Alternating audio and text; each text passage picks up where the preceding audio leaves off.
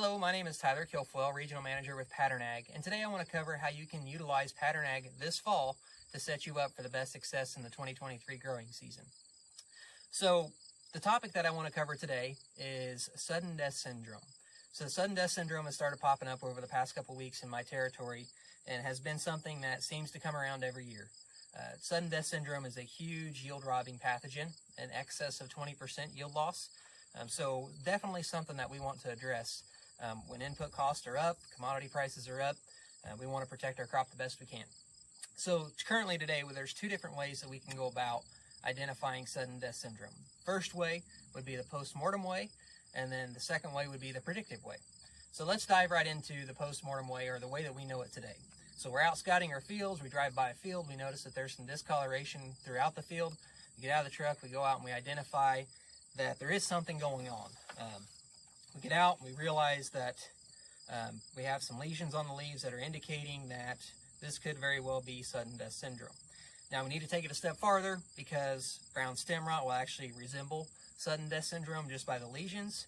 In order to do that, we will split this stem open, take a look at a pith, and see if there's any brown discoloration. In this particular case, there is no brown discoloration, it's white. So that does in fact indicate that this is sudden death syndrome.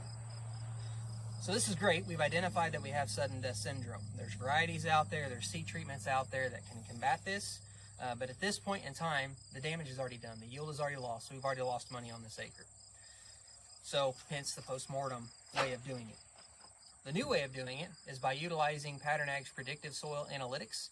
And like I mentioned, it starts this fall. We go out and we pull some soil samples, we send it into the lab, and we detect our levels of sudden death syndrome.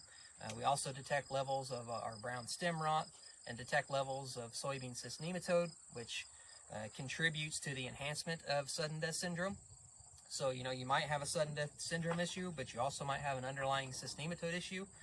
Running it through our lab will determine exactly what's going on. So aside from the sudden death and the brown stem rot and soybean cyst nematode, we also identify certain pathogens that are known to cause other issues like Pythium, Phytophthora, Fusarium, other challenges that we are up against year in and year out.